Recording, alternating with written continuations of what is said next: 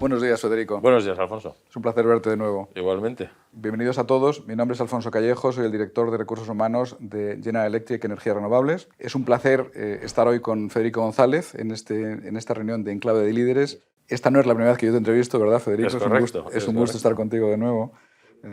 Tú eres el CEO de Radisson Hotel Group. Correcto. Tienes una experiencia internacional enorme. Empezaste no necesitas presentación, pero empezaste en Procter & Gamble en España. En el año 89. Ahí nos conocimos. Sí, señor. Después fuiste a los países nórdicos como director de marketing. Después estuviste en Portugal como director general. Exacto. Sé que luego tuviste el desarrollo de tu carrera en Disneyland en París como Deputy General Manager. Exacto. Y luego recuerdo cuando volviste a España como CEO de los hoteles NH. Y desde hace, no sé si 4 o 5 años estás en Radisson, ¿no? 2017 Radisson. Yo he tenido la suerte de leer varios de sus libros porque hay gente que viaja por el mundo y, como yo, que también he tenido una carrera internacional, y no dejamos 3 libros escritos. En el caso de Federico, ha dejado 3 libros fantásticos. Uno sobre su experiencia en Suecia, cómo hacerse el sueco en los negocios. Otro sobre su experiencia en Portugal, cómo entendernos mejor entre portugueses y españoles. Y otro sobre cómo realmente beneficiarse de una experiencia de trabajo internacional. Por eso es un momento especial para este grupo en Clave de Líderes reunirse con Federico. Federico, buenos días y bienvenido. Buenos días y gracias. ¿Nos puedes empezar hablando de tu experiencia internacional? ¿Cómo ha sido? Sí, bueno, yo creo que la experiencia internacional, como dices, nos conocimos en el año 89. Y después de 7 años trabajando en Procter en España, surgió la oportunidad de irnos fuera, ¿no? Y yo, pues desde entonces, prácticamente casi 25 años fuera de España. Y yo creo que la experiencia internacional yo la considero casi un regalo. Y siempre animo a todo el mundo a que intente salir fuera, porque después de 7 años trabajando en la misma cultura, y eso que era una empresa americana, pero empiezas a trabajar de una forma, te acostumbras a trabajar de una forma, con tus lados buenos, tus lados malos, pero bueno, haces las cosas de una forma concreta. Y salir al extranjero de repente pone en cuestión y te hace un challenge a todo lo que haces y cómo lo haces, porque las culturas lógicamente son diferentes y aprendes a que bueno, no hay una sola forma de hacer las cosas. Yo creo que el aprendizaje más importante que yo he tenido durante todos estos años es precisamente que no hay una única forma de solucionar los problemas. Y esto es un regalo, porque normalmente te acostumbras, somos todos seres animales de costumbres, ¿no? Tienes un problema, sabes cómo enfocarlo, te rodeas de equipos con los que más o menos sabes trabajar, y de repente todo cambia, todo se cuestiona y ya no es lo mismo. Y yo creo que esto es lo que te hace aprender más y cuestionarte de forma continua. Me encantó tu primer libro, Cómo hacerse el sueco en los negocios. Exacto. Qué distinto es trabajar en Suecia que trabajar en España. Es tremendo, y fíjate, yo creo que es un shock. Trabajar en otra cultura es un shock para ti cuando vas y para ellos cuando llegas. Y sobre todo, como decía antes, porque la forma de solucionar las cosas te sorprende. Yo siempre pongo un ejemplo, el primer día que alguien que trabajaba para mí, cuando en un momento determinado estábamos discutiendo algo, yo le dije, bueno, esto no lo vamos a hacer, no estoy de acuerdo por los siguientes motivos. Me dijo, bueno, pues yo creo aún así deberíamos ir al director general y discutirlo. Perdona, ¿cómo que ir al director general? Aquí el que toma la decisión soy yo. Es mi responsabilidad, ¿no? No sé por qué quieres ir a ver al director general. Y luego aprendes que en la cultura sueca, si en un momento determinado hay 2 posiciones, independientemente de la jerarquía, es bueno contar con alguien que tenga más experiencia, que igual no esté tan metido en un tema y que tenga una perspectiva diferente. Y ese día pasas de estar cuestionado a hacer un mejor trabajo, porque igual en un momento determinado llamas a una opinión externa. Eso te cuesta a ti la primera vez que pasa, y le cuesta a la persona que lo ha propuesto, porque tu reacción es en cierta forma negativa o rara, ¿no? Y yo creo que eso es lo que me hizo empezar a escribir todas las anécdotas que me pasaban de sorpresa a mí y muchas veces de sorpresa a los propios empleados que trabajaban conmigo, ¿no? También leí tu libro sobre Portugal. ¿Cuáles son las diferencias que has encontrado entre Portugal, Francia, Suecia, Bruselas para trabajar? Mira, o sea, yo creo que cada uno de estos países tiene una cultura muy diferente. Yo creo que los 2 extremos, si quieres, son Suecia por un lado, donde la diferencia es obvia, donde la forma de solucionar los temas es muy diferente en forma y en fondo a como lo hacemos en una cultura más latina. Y el otro extremo quizás es Portugal, donde la diferencia es mucho más sutil, donde todo parece igual, en el fondo y en la forma, pero no es así. En el fondo hay diferencias sustanciales que digamos son más finas, pero donde el error o el equívoco es casi hasta más fácil, ¿no? Que yo creo que en Suecia los equívocos son obvios para todos, en Portugal el equívoco muchas veces es porque piensas que te han entendido, piensas que han hecho las cosas y no es así, y no se ha entendido bien. Y en todos ellos al final, sea Portugal o sea Francia después, o sea Bruselas, al final lo que hay un elemento común en todos ellos que es la necesidad y al mismo tiempo el refuerzo de la empatía. A mí es un concepto que cada vez me gusta más, que es realmente, no es de la definición, sino la práctica, ¿no? La empatía es entender la diferencia, asimilarla y crecer sobre ella. La reacción cuando trabajas con culturas americanas o con culturas chinas, pues muchas veces tu primera reacción es que raros son, o hacer algún comentario, bueno, pues que quizás sea de marcar la diferencia.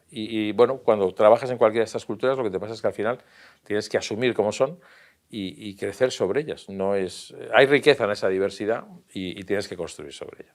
Caetano Veloso decía que visto de cerca nadie es normal. O sea, que un poco, Efectivamente. ¿Qué consejo darías a alguien que quiera hacer una carrera internacional? Márchate.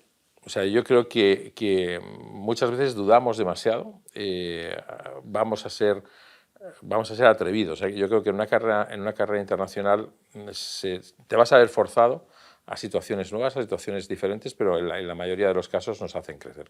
Y sobre todo nos hace más tolerantes. Yo creo que el gran beneficio, así como te digo que la gran necesidad es la empatía, yo creo que el gran beneficio de estar fuera es un incremento en tu nivel de tolerancia. Y es muy importante porque sea a nivel familiar o sea a nivel profesional, ese aprendizaje de que no hay una única solución te hace cuando luego vuelves a España, pues ves muchas cosas que dices, pues en otros sitios sí se solucionarían y no habría esta tensión en una serie de cosas, ¿no? Yo creo que es el efecto más importante. Crecer, sorprenderte y sorprenderte de forma continua y hacer que los demás se sorprendan también. Bueno, hablemos un poco de Radisson. A lo mejor en España no todo el mundo conoce Radisson tan bien como lo conoces tú o otra gente. Me gustaría que habláramos un poco de Radisson. Es una empresa de más de 100.000 personas, estáis en más de 110 países, os enfrentáis a retos enormes. A mí me gustaría preguntarte por un reto en el que tenemos todos ahora, que es la pandemia, ¿no? ¿Cómo habéis vivido la pandemia en Radisson? ¿Cómo habéis hecho para pasar por esta etapa? Pues mira, te cuento porque yo creo que el segmento en el que nosotros trabajamos, en los hoteles, si hablamos de lo que los negocios siempre son personas, en los hoteles lo es aún más. Quiero decir, en muchos negocios, en gran consumo o en muchos otros, tienes mucha gente en los cuarteles generales, pero al final el producto igual está en una estantería y bueno, el consumidor lo coge aquí. Nuestra experiencia, lo que nosotros vendemos, que es lo que llamamos momentos memorables en todos más de 1.600 hoteles que tenemos en el mundo, necesitan de los recursos humanos que existen en cada uno de los hoteles. No importa lo que hagas en los cuarteles generales como definición, al final es una experiencia de personas. Y yo creo que lo hemos vivido al principio con mucha sorpresa, como todos, ¿no? pero con una sensación de que no es que hubiera que hablar con cuarteles generales, no, es que nos teníamos que poner en contacto con los 1.600 hoteles, con todos los empleados, porque todos ellos estaban con ese nivel de sorpresa en sus propios hoteles, o sea, en la vida de cada uno de los hoteles. Y yo creo, pues desde el primer vídeo que yo lancé desde casa, pues el día 2 o 3 de marzo, donde bueno, pues grabamos con el móvil, sin ningún tipo de equipo de este estilo, ¿no? Un primer mensaje a la organización, lleno de incertidumbre, pero yo creo que lleno de mucha transparencia y de mucha honestidad.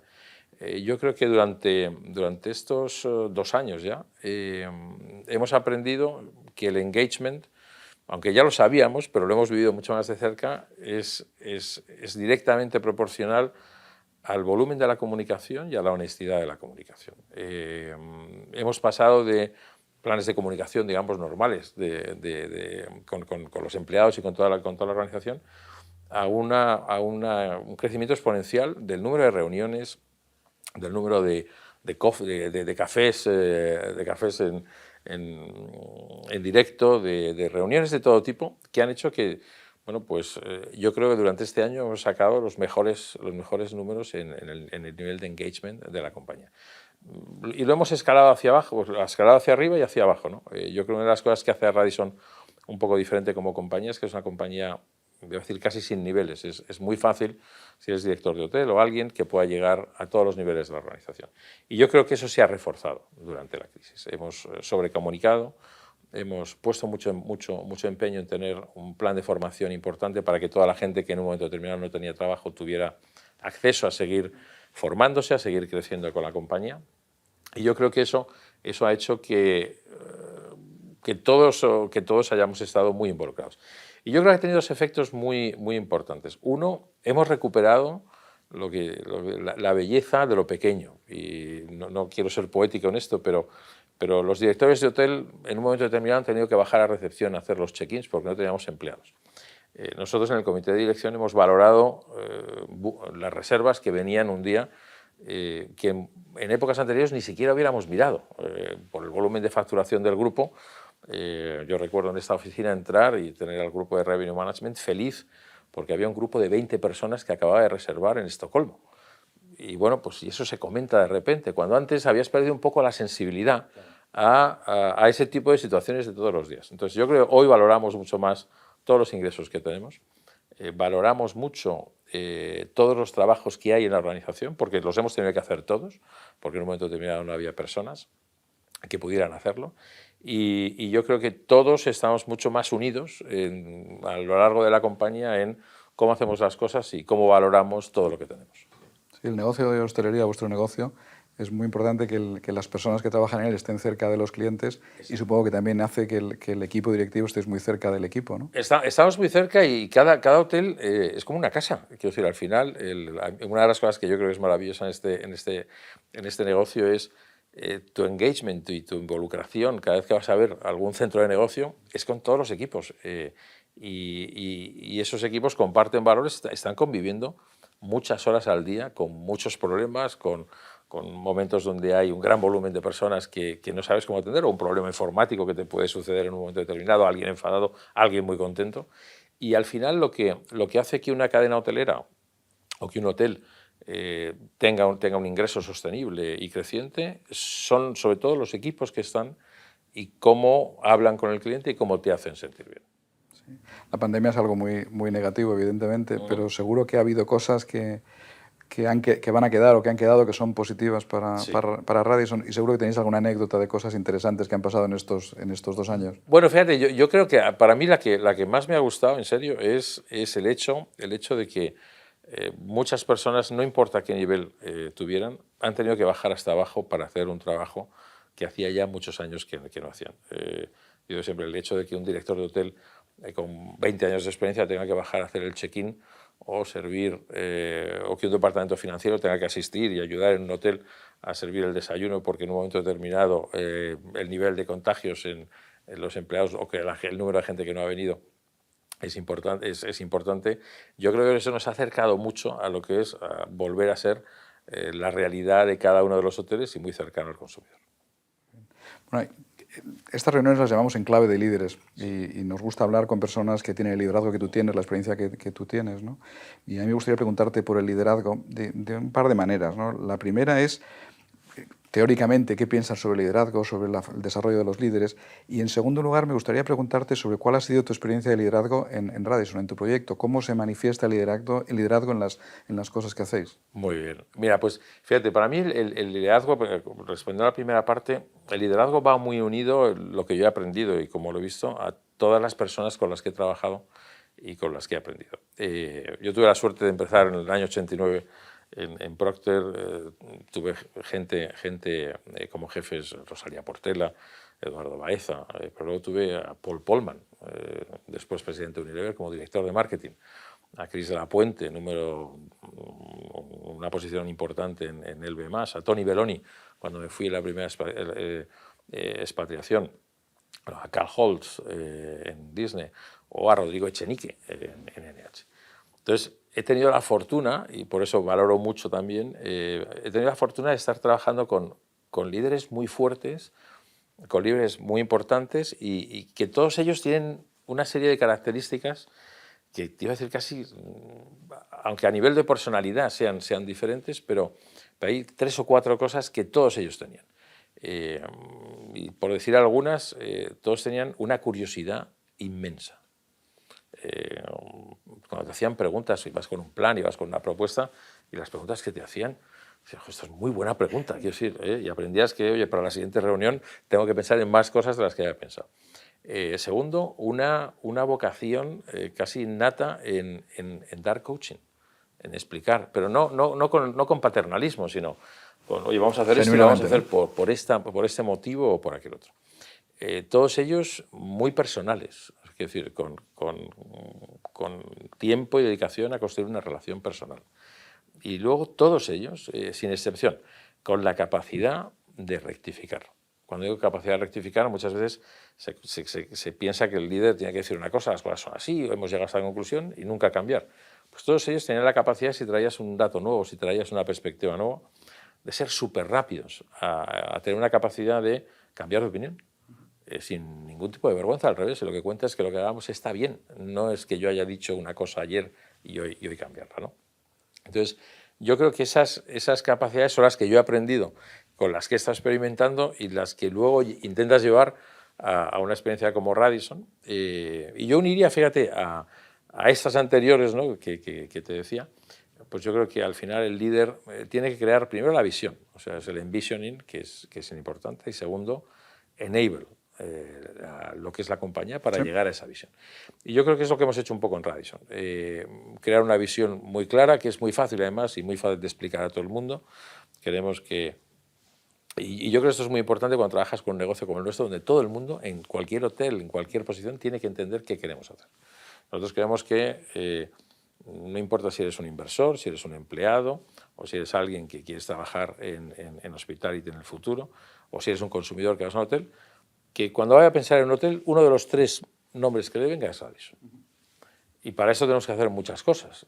Tenemos que darle importancia al detalle, tenemos que poner importancia y tenemos que tener los hoteles correctos, que siempre tengan un nivel de calidad. Y eso es lo que hace que todos los empleados sepan muy claro cuál es el rol que cada uno tiene, ¿no? Pero es crear esa visión y capacitar a la organización para llegar a esos objetivos. Y es lo que hemos hecho. Al final construir un plan a 5 años, con mucho detalle, muy ejecucional, donde sabemos muy bien todo lo que tenemos que hacer. Y de hecho, una de las ventajas de la pandemia es que nos ha permitido utilizar esos 2 años en avanzar en muchos de ellos, ¿no?, porque lógicamente no estábamos haciendo otras cosas. Pero yo creo que al final el líder, lo que tenemos que intentar hacer, no importa cuál sea el nivel dentro de la organización, es ayudar a que en esa visión cómo podemos construirla, cómo podemos capacitar y luego cómo podemos ayudar a ejecutar. Porque al final el líder tiene que hablar ejecución, tiene que hablar concreción y a veces se confunde con la poesía, pero no es poesía, es prosa, es prosa. Hablando de poesía y de prosa, te voy a hacer una pregunta difícil. Muy bien. Mira, hay un tema que parece, cuando la gente habla de cultura, y para mucha gente la cultura es magia. Es decir, ¿qué es la cultura? Que nadie sabe definirla, es poesía, es prosa. Mi pregunta es, ¿cómo convertís la cultura en...? Pues mira, yo me gusta mucho la definición de Hofstede sobre la cultura, que es cultura es la forma en la que una sociedad resuelve sus problemas y concilia las cosas que no están resueltas. Y yo creo que eso es lo que intentamos hacer. Cuando empezamos el proyecto en el 17, teníamos 2 organizaciones muy diferentes, Estados Unidos, teníamos Europa, teníamos Asia, y empezamos a recabar precisamente cuál es la cultura, o sea, cómo somos, no solamente cómo somos, sino cómo queremos ser y cómo queremos resolver los problemas. Y llegamos a 7 beliefs muy fáciles, que yo creo que resumen muy bien, al final, cómo resuelves los problemas, qué es importante y cómo vamos a actuar. No te voy a decir, no hace falta que mencione los 7, pero yo creo que todo seguía en base al selling line de la compañía, que es Every Moment Matters. Es decir, todo momento importa en lo que es la experiencia en la construcción de ese negocio de los hoteles, y utiliza definiciones muy fáciles. Todos tenemos que pensar, son los beliefs de la compañía, todos pensamos que todo es posible. Y esa es la actitud que tenemos que tener cuando hay un problema. Todo es posible. Todos pensamos que nos lo tenemos que pasar bien. Si en un negocio como el nuestro no te lo pasas bien, el consumidor lo va a ver. La persona que está enfrente de ti lo va a ver. No vas a hacer la cama con ganas, no vas a servir el desayuno aunque haya mucha gente. O sea, o conseguimos pasárnoslo bien en ese trabajo o no merece la pena. Tenemos como decías antes, más de 120 países. pues las culturas son muy diferentes. Y lo que intentamos hacer es, solamente puede haber un mindset. Muchos minds, pero solamente con un mindset, que es conseguir esa visión de la compañía. Y en más de una ocasión, prometo que en una reunión alguien ha sacado los briefs y ha dicho, bueno, a ver cómo avanzamos. Te voy a preguntar ahora sobre expectativas, y en dos frentes, ¿no? El mundo está cambiando a una velocidad enorme, las personas son el centro del negocio, sobre todo en un negocio como el vuestro. Mi pregunta es, ¿qué expectativa tienes tú de la función de recursos humanos? Pues mira, yo creo que recursos humanos no ya importante, pero hoy lo es más porque el tipo de relaciones que tenemos son más complicadas y es más fácil hacerlo mal.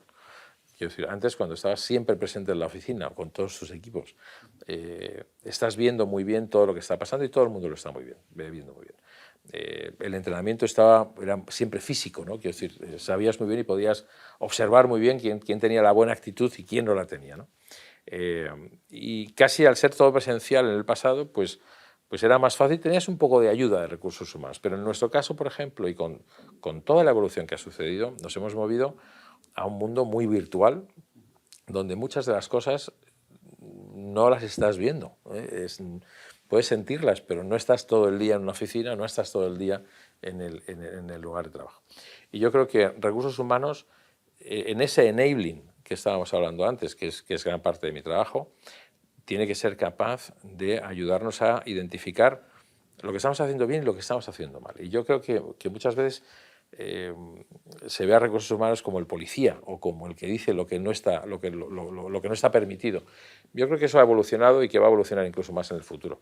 Los recursos que tenemos cada vez son más demanding con nosotros mismos. O sea, la gente que trabaja con nosotros cada vez quiere más trabajar en algo más grande que la empresa. Quiere tener un algo más que el beneficio o las pérdidas que tengamos en un año. Todo ese talento a través del mundo tiene sensibilidades diferentes y recursos humanos tiene que ser la parte responsable de ayudarnos a ver a todos ese talento donde existe, cómo le podemos dar soluciones y desarrollo y cómo podemos optimizar el talento. Yo creo que uno de los cambios que decías antes que se va a producir en el futuro en nuestras compañías es la gente nos va a pedir más. Yo creo que ya no es suficiente tener un P&L y dar unos resultados y llegar a un trimestre o un semestre y decir, lo hemos hecho fenomenal, hemos crecido por encima del target. La gente pide más, nos pide que tengamos un compromiso, que queramos algo más que dar un resultado concreto. Quiere un desarrollo de carrera y quiere ser parte de esa visión y contribuir. Y una de las cosas que nos ha enseñado la pandemia, que antes no he dicho, que es al ponernos en esta situación donde no había recursos, hemos descubierto mucho talento que no sabíamos que teníamos. Porque has puesto en situaciones extremas, has puesto en una función comercial a alguien que no había trabajado nunca en comercial. Has puesto en situaciones de liderazgo a gente que no había tenido esa exposición. Y eso es lo que yo creo que tenemos que conseguir de forma consistente, aunque no haya una crisis. Que recursos humanos nos ayude a asignar bien, a identificar bien y ayudar a promover ese talento que existe en muchas situaciones, pero que no ha tenido la ocasión o no ha tenido la oportunidad de brillar cuando está dispuesto y tiene la capacidad de hacerlo. Hace 3 años tuve la suerte de estar en vuestras oficinas de Bruselas. Sí. Fui a ver a Íñigo Capel, vuestro director de Recursos Humanos, para aprender de lo que estabais haciendo para la empresa en la que yo estaba antes. Y me impresionó muchísimo la cercanía de la función de Recursos Humanos con el negocio. Sí.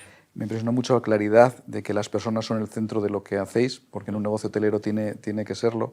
Y me gustaría preguntarte por el futuro. O sea, si tuvieras a Íñigo aquí delante hoy, ¿qué le dirías para el futuro? ¿Qué es lo que esperas de Recursos Humanos en el futuro de Radisson? Pues fíjate, yo le diría que sigamos haciendo lo mismo, pero solo un cambio, o un cambio a más, que es precisamente, yo creo que todos, y es parte del trabajo de Recursos Humanos, todos los que tenemos gente reportando a nosotros, tenemos una obligación de desarrollar ese talento. Siempre en Recursos Humanos ha habido un debate entre la carrera es tu responsabilidad o es la responsabilidad de tu jefe.